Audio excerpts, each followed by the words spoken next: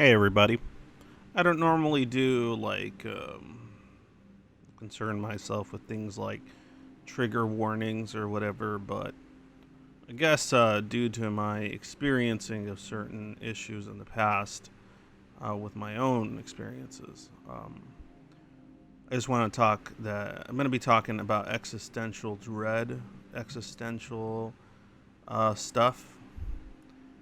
So if that kind of stuff makes you go bananas or makes you have panic attacks or anything like that, maybe skip this one. It's up to you.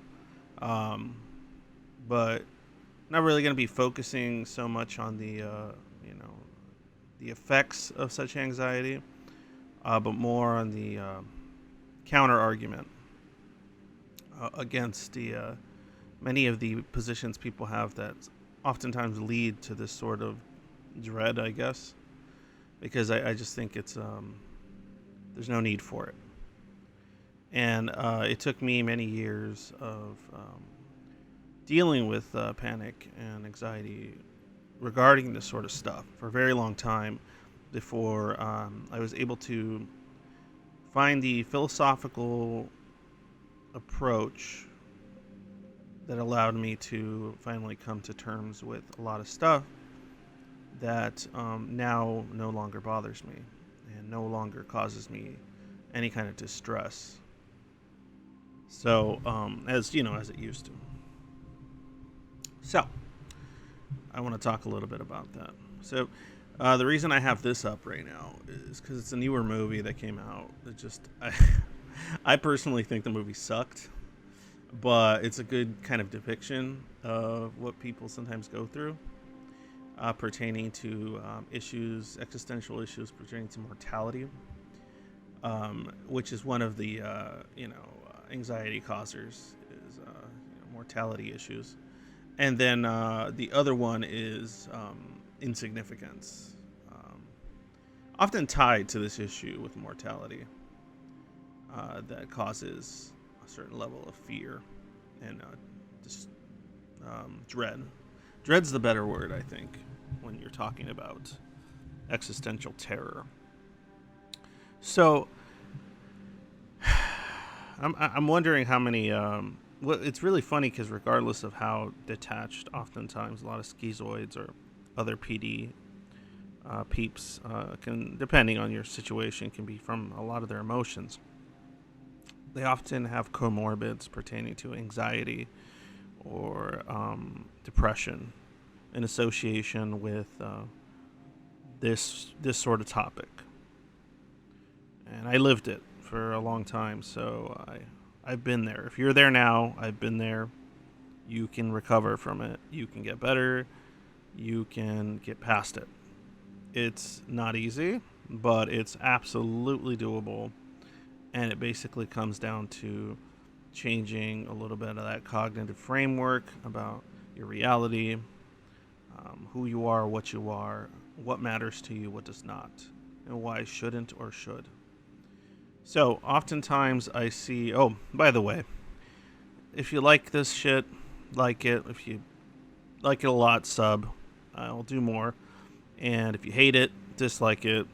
Either way, comment, because I guess it helps the channel just to comment. Even if it's something you talking shit, like, that's fine, I don't care. One of the benefits of being schizoid is I could give two shits about criticism and praise. So, but I like the interactions. I like conversations. I like learning from other people. So anything you post is appreciated. And also, there's a Discord with a bunch of people in there already that are similar to myself, perhaps, in some regards. Maybe similar to yourself. So join it. Maybe you can throw some stuff in the chats and you get some responses that can be helpful to you. Or go into the voice chats, which are usually empty, but nonetheless, if you jump in, there's probably a couple of people that'd be willing to talk. People like me. There's not a lot of us probably in the SPD community, but some of us enjoy conversation quite a bit. We just don't like everything attached to it usually. But there isn't that kind of attachment there, so you can maybe enjoy. Okay. So oftentimes when I'm dealing with people that suffer from a lot of anhedonia, fucking idiot, say it wrong every time, anhedonia, and depression, things like that, anxiety. There's this kind of thought that's always in the back of their mind that either makes them completely apathetic or causes them great fear, which is this idea of existential insignificance, right? And it takes different shapes, it takes different reasons, different focuses, but it all comes down to the same thing, this concept that our individual existence, in fact, perhaps the existence of all sentient life, is somehow pointless and irrelevant and of no importance to anything else in the universe or to the grand scheme of things. So thus, they are incapable of, producing their own meaning because of that. Or they argue against the idea of constructing any kind of meaning, individual or personal meaning. And oftentimes this idea is linked to the philosophical principles in some people's minds pertaining to nihilism or nihilism, however you want to say it. I don't care. I like nihilism. It sounds cooler. But whether you studied the philosophy, gone into Nietzsche and so on, or if you've read modern books on it and so on, I don't really... I mean, I recommend it if you're really interested in like the founding ideas, but a lot of the even the founding ideas are full of this same sort of anxiety and concern and fear and anger that is often felt by people when they face either their mortality or their perceived insignificance. And so I feel like a lot of even the founding works have some, they're somewhat tainted and with some of that dread, either with a little bit of, rationalizing certain things in order to make up for the lack of objective meaning and or innate meaning in the universe and things like that. But again, I'm not here to talk about that necessarily. I'm more interested in what the people say that I commonly say on the internet and otherwise. I've seen it in my comment sections. I've seen it. I don't know if I've seen it much in the Discord, but I've seen comments that are kind of like that. And so oftentimes they put stuff like, well, if the sun's going to explode and nothing's going to matter and we're all going to be dead one day, or we're smaller than even a grain of sand in the vast cosmic universe, and we're of little to no consequence and things like that. And it just makes me laugh every time I read it. It makes me giggle, because I remember I used to kind of think like that maybe in my early 20s. I used to have issues in my teenage years as well. And maybe a lot of these people posting that stuff are around the same age. I find it surprising when people still think like that in their 40s and late 30s and things like that, because I'm considering how much it might be impacting their own lives. I'm surprised they haven't done a lot of introspection, or enough so to come to certain conclusions like I have. But I think it comes down to being able to liberate yourself from these preconceived notions, or almost built in. I don't know if they're not like built in genetically or anything, but I feel like they're built into your environment early on, and so it's like a learned fear almost. But this idea that the external world needs to validate your existence somehow. Like that the external world as a whole is the manner in which you find purpose or meaning. Like the way you reflect yourself, or the way you reflect who and what you are against it. This movie here on the screen, keep kind of trailing off, is a movie called She Dies Tomorrow. I don't know if you've seen it. It's considered like psychological horror. It's an interesting movie. It just annoyed the shit out of me because of my own philosophical disposition. But basically, a woman has a, I don't know if it's a husband or boyfriend, but he goes kind of bananas, saying that he's gonna die the next day, and so he gets he starts going through the stages, like denial and anger and everything. And he doesn't know why he's gonna die. He just there's something inside of him that tells him he's gonna die the next day. And so they kind of show that either he killed himself or she killed him. I'm not too sure what happened. But point is, he's dead. And so the next day, she's going around with the same feeling of, I'm going to die tomorrow, right? And so then anyone she interacts with, she seemingly spreads this concept, this idea like a virus of, you're going to die tomorrow. And so other people that interact with her start also, initially they tell her, like, oh, you're just, how do you know? It's ridiculous. Or they try to either console her or tell her that she's being ridiculous. But something inside of her mind has convinced her, or this virus or whatever it is, has convinced her that she is dying tomorrow. And so then other people also are convinced of the same over time. So throughout the course of the day, anyone she interacts with starts believing the same, that they're going to die tomorrow. And then it spreads, and multiple characters start dealing with the, I guess, psychological horror and trauma, the existential terror of their mortality. And some take it a lot better than others.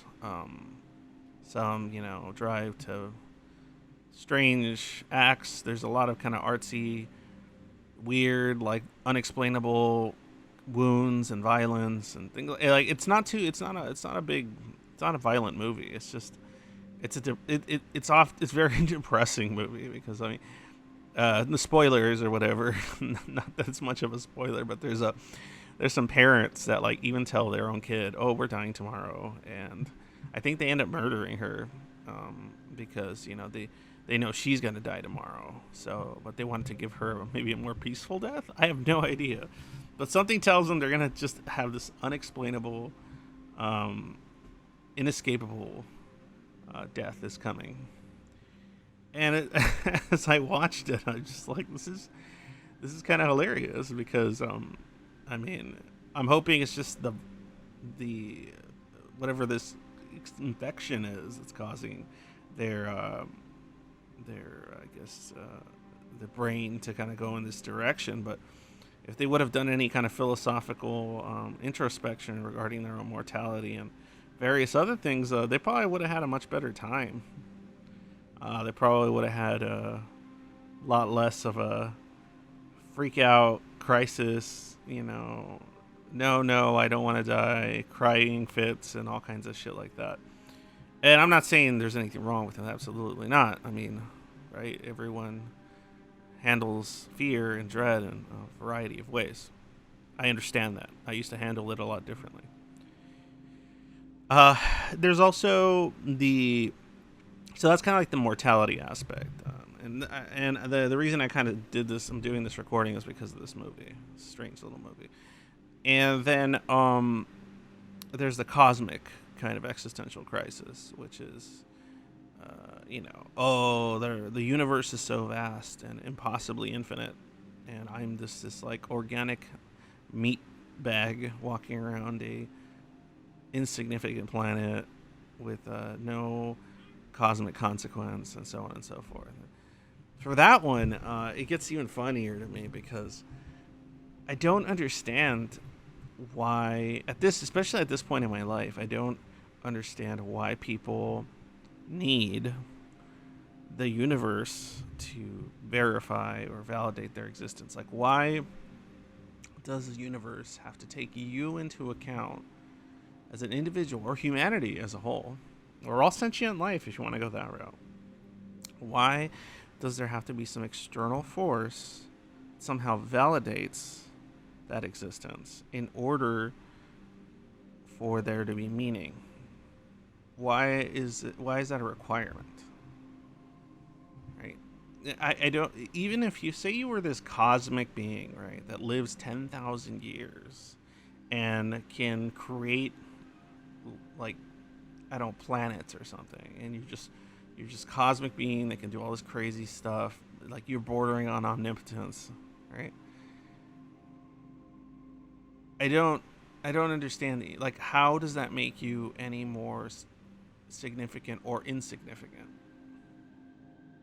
Realistically, I mean, what does having those abilities or those capabilities change about your existence? If you want to argue that it's still finite regardless. And even then, it might not be finite because there's no argument that you can pose that can prove otherwise. But the issue for me is I find this insignificance liberating. You are free of the confines of a universe restricted by specific what's the word I'm looking for, parameters of worth, right? If the universe possessed specific parameters, and then you come to discover that you are not significant based on those parameters, I can see why you would have a concern, right? I can see how maybe there'd be some kind of issue, but even then you can argue yourself out of it philosophically. But I could see how that would be a very, very big problem for some people. But if in fact you are correct in your existential dread that your existence is not meaningful on a innate level, on a inherent or significant cosmic level or something, why does that cause dread? Why does that cause discomfort? Why does a indifferent universe make any kind of difference when it comes to your own personal existence? That is what I find confounding and perplexing to no end at this point. I used to have a lot of fear regarding this sort of stuff because I didn't really have an answer. And I think a lot of it has to do with the fact that we would base our answer on the external. You would say, well, there's nothing to prove that I am not insignificant, and thus, and I see a universe that's seemingly indifferent, so thus I must be insignificant, right? And that would be the conclusion you come to, because, you know, the cosmic reality is so vast and so big, and again, that's another issue. Why does the size of a thing, regardless of how infinite it may seem, why does the size of a thing cause you to then become less than? Which is funny to me. Again, I don't see how, say, human being is any less or more significant than a virus, which is quite smaller than ourselves, and thus, but can create and cause so much damage to things much greater than itself. Right? The right virus or disease can kill a very large mammal, or, you know, like a whale or something exponentially larger than itself. A human could create something, perhaps in the future, that could bend or manipulate or alter or even destroy aspects of reality via technology or otherwise. Yet we are infinitely smaller than said universe, right? So size, physical size or material size, just makes this the silliest argument. It's the silliest fucking argument for worth. And then when you start arguing for worth via the universe itself in relation to you on a philosophical level, I think the point is moot. Why does the universe require a consciousness, or the material universe require some verifiable evidence of your worth in order for worth to develop? And if you want to argue that worth itself is something of a human or sentient construct, the giving of worth, then doesn't that make us all the more special? We are machines, organic machines, that are capable of creating meaning and worth, because it requires sentient life for something to have worth. You give it worth. Something can be a resource of importance to an individual living creature, yes. But the act of giving it worth, a conscious effort of worth, which is based on emotion, is something only sentient beings can do, right? A certain level of cognition and so on. So that makes us infinitely more unique than many other things in the universe which cannot do this. Inanimate objects, for example, or living creatures without sentience, or with so few cognitive function that they cannot produce this idea of meaning or worth. So doesn't that make us diamonds in this universe, essentially? If you want to argue it like that, we are in fact far greater and more interesting than any planet or any galaxy or any solar system, which on a material level does nothing but exist. I don't know. That's an argument. That's an idea. You can argue against it. That's fine. But that's one point. But even if you wanted to argue it like that, like you have to somehow show worth based on uniqueness of that existence, which I don't. I don't even need that. I don't even need to argue that. It's just our capability to do this, create meaning, we are the thing that creates meaning. And if we are that thing, thus are we not the most important thing in the universe when it comes to meaning itself? It's just funny to me. It's funny to me that even though we're the ones that could cause ourselves to be, or consider ourselves to be insignificant, which causes a lot of people distress in the face of it, we're the ones doing it to ourselves. We are creating anti-meaning. We are deciding we are not worth anything in the face of what is seemingly a universe that we are giving far more meaning to. So that's what I find silly. Stop giving the rest of the universe so much meaning. Stop giving the vast, infinite space such an important role, as it doesn't affect you generally in any individual way. It's funny. So stop giving it so much meaning. Okay, let's just this is how I think. Okay, I think the universe has zero objective, innate, inherent, whatever meaning, because it doesn't mean anything to me. Right? So if it doesn't really mean anything to me, considering how much of it I am unable to perceive, see, or experience, it doesn't exist inside my sphere of meaning. So the things that I find meaningful on a local level are actually more important to me, to meaning, to this sentient being that can manufacture meaning. If I was some grand cosmic being, the local importance of certain things might be completely different. But I am not. Which, be glad you are not, because then you have even more stuff on the table that you would have to kind of deal with philosophically, right? But you don't. You're on Earth, currently. And you're human. Okay? For whatever that's worth.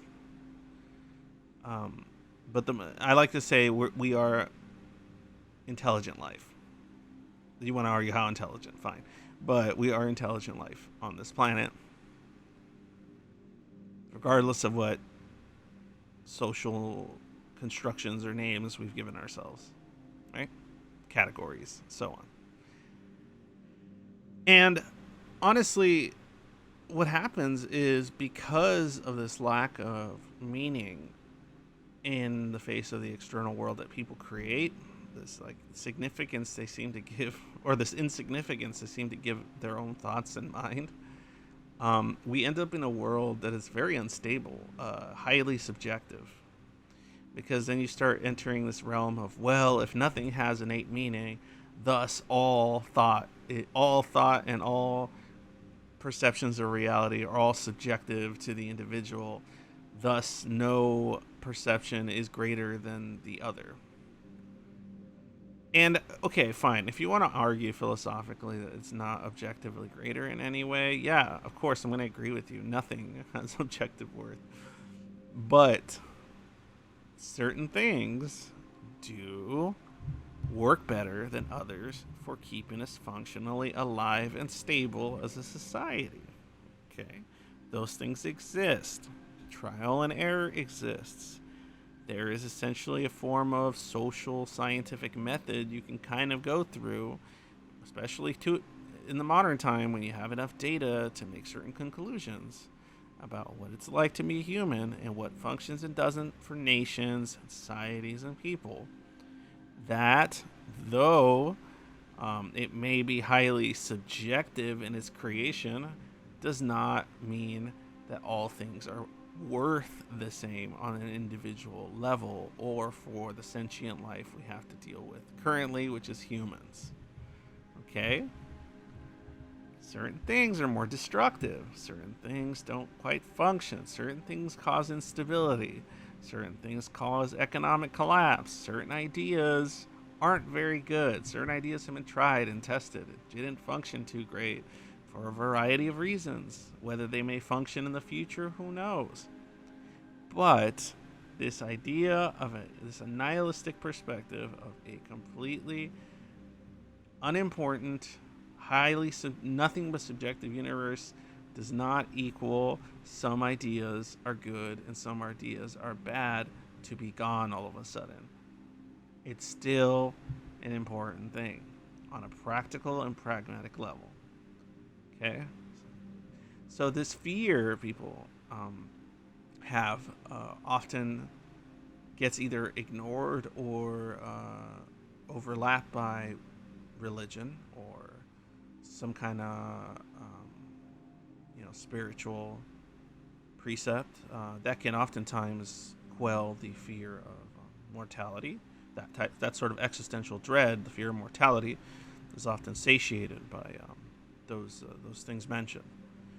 The issue of existential dread, cosmic existential dread, is often dealt with by this idea of being liberated of meaning and thus giving into like all sorts of hedonism and giving into this idea that everything is subjective, and so thus all is worth the same, so your ideas and your feelings are just as worthy and just as important as everyone and everything else's.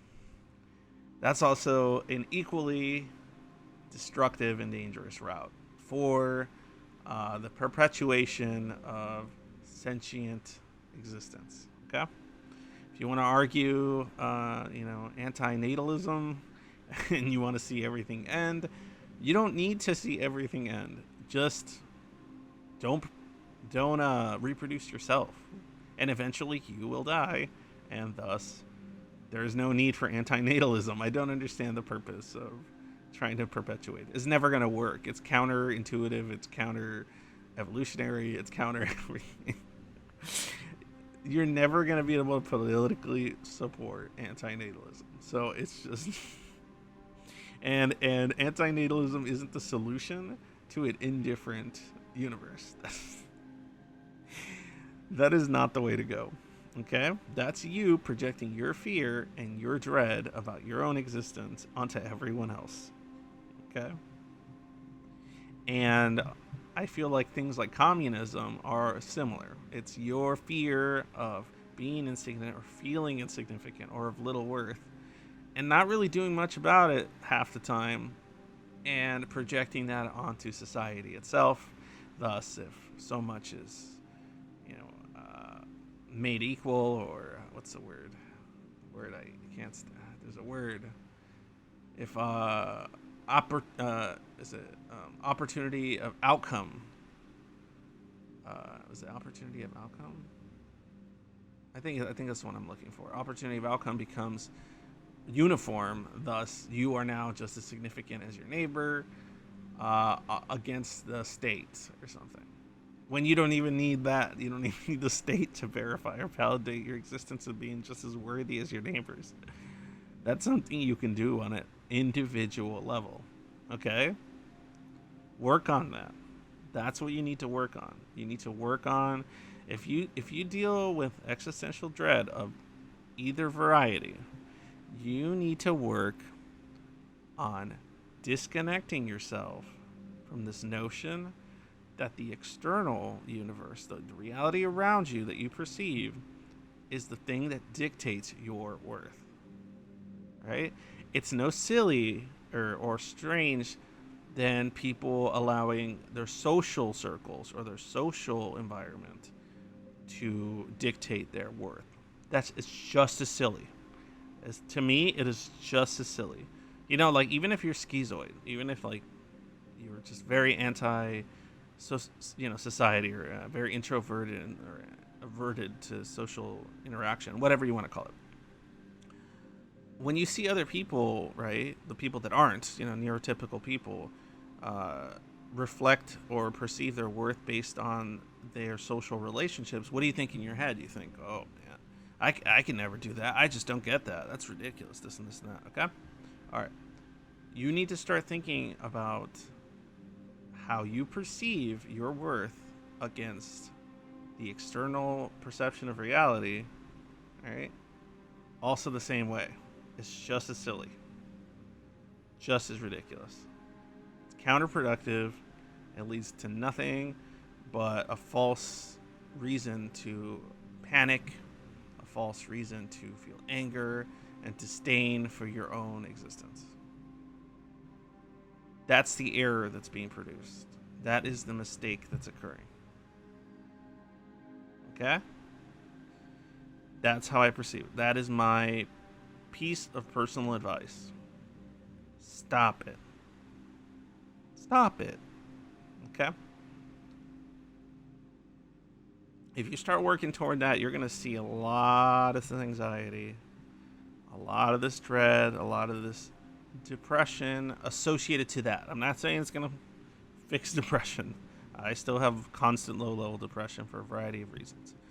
But my point is, a lot of those things are going to be worked on and maybe slowly but surely relieved if you start kind of changing that cognitive sort of framework when it comes to how you perceive your reality.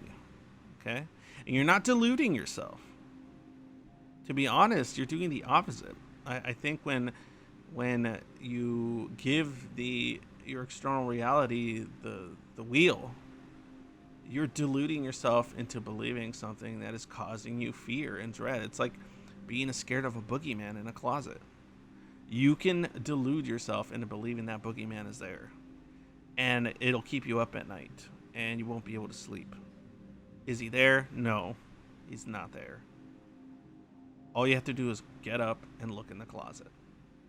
In fact, if you want to talk paranormal, there's probably a bigger chance there's an actual boogeyman or ghost in your closet than you being somehow correct about the external universe being what dictates your worth. That's silly. That's just silly. And even if like, let's just say there's an afterlife, right? That doesn't change anything. Say you live endlessly for infinitum, or as a soul, or a variety, or reincarnation, whatever you want to call it. Let's just say there is no end to life, and it continues on forever and ever and ever and ever, right? Which is just scary to some people too. But then you get into a different philosophical argument when it comes to that, or debate. But point is, even then, what does that change? You're still going to be dealing with the other existential fear that you developed regarding, your perception of the external universe and yourself. So, to kill two birds with one stone, I suggest this. Okay? I suggest what I've mentioned. As far as your fear of mortality, oh no, I'm going to die and I'm going to disappear forever and all this stuff. Okay. How is giving that worth, right, going to allow you to enjoy any aspect of your life. Right? And you have no way to verify any of these truths. There's no verification process unless you're a complete materialist. If you want to be a complete materialist, well, good luck. If that's what you've decided to give worth in your just the tangible, and you've also never experimented with dealing with the intangible or been open to it because of, whatever your inherent biases, then that's on you, man. Good luck. Good luck being a happy materialist. I mean, in that sense. Or, because that wouldn't work for me personally. But, or if you are a materialist and you've come to peace with your mortality, then good. I'm glad. If you've chosen to approach it as, well, I'll be dead and it won't matter, I won't feel anything, it'll be just like the way it was before I was born. If you want to go that route, that's fine. Totally cool. As long as you're being productive in your current life and you're not allowing this issue of mortality or cosmic horror control you and destroy your motivations, destroy your ability to think outside of this realm of allowing your external reality to control you, to control your perception of worth. Okay. I know this was kind of long-winded. I'm always long-winded. I hope you enjoyed it. I hope this is useful to some of you. If you want to talk about it more, you can just kind of hit me up on Discord or wherever else. I also have a Twitter, but how many of you guys really use that? I have a Facebook, again, how many of you guys use that? But join the Discord. It's full of people like myself and similar that wish to have little chats and conversations about a variety of topics that are relatable. All right. Have yourself another shitty day.